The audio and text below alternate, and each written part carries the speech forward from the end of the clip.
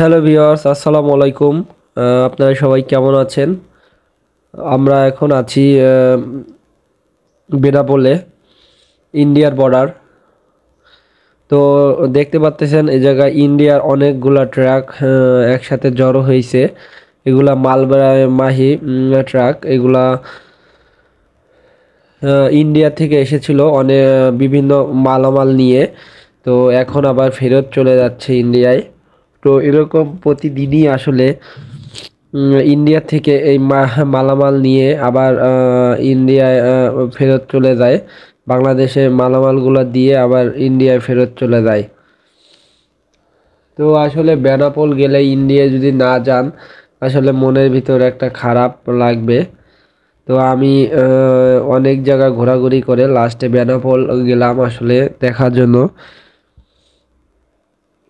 তো বেনাপোল ইন্ডিয়ান অনেক জিনিসপাতি কিনতে পাওয়া যায় এই জায়গায়, একটু কম দামে আর কি, এবং অরিজিনাল প্রোডাক্ট পাওয়া যায়।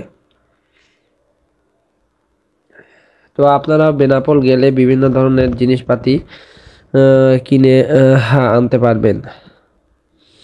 তো সামনেই ইমিগ্রেশন অফিস। এই জায়গায় প্রতিদিনই বিভিন্ন জেলা থেকে হাজার হাজার মানুষ এই ইমিগ্রেশন অফিসে এসে তারপরে ইন্ডিয়ার বর্ডার ক্রস করতে হয়, কারণ ইমিগ্রেশন ছাড়া ইন্ডিয়া যাওয়া যাবে না।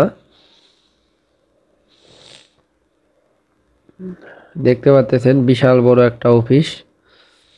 তো এই যে সামনেই হচ্ছে ইন্ডিয়ার মেইন যে গেট, বাংলাদেশ ইন্ডিয়ার মাঝখানে যে গেট, সেটা আপনাদের মাঝে সামনেই দেখাবো।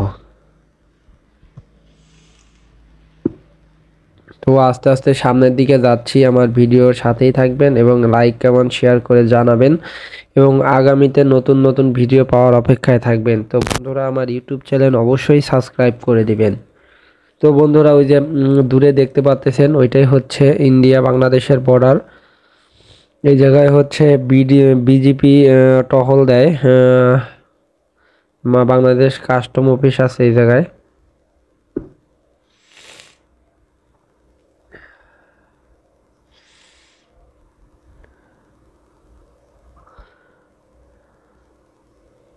তো এই জায়গায় একদম নিরিবিলি, বেশি একটা যানজট নাই। এই জায়গা দিয়ে বাস, তারপর মানুষ এই জায়গা দিয়ে চেকিং এর মাধ্যমে পারাপার হয়। প্রতিদিনই ইন্ডিয়ায় অনেক লোক বাংলাদেশে আসে এবং বাংলাদেশের মানুষ ইন্ডিয়ায় যাতায়াত করে।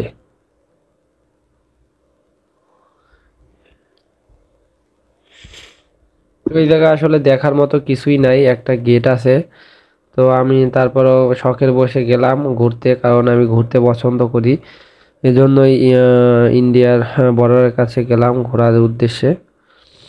দেখতে পাচ্ছেন একদম পিওর খাঁটি ডাব। দাম অনেক, বাট 120-30 টাকা এক একটা পিস। আগে যা 40-50 টাকা পাওয়া যাইতো, এখন ডবল দাম হয়ে গেছে। তো এই যে দেখেন কত বড় বড় ট্রাক, এগুলো সব ইন্ডিয়া থেকে এসেছে। ওই যে একজন বসার টুল বিক্রি করতে করতে যাচ্ছে।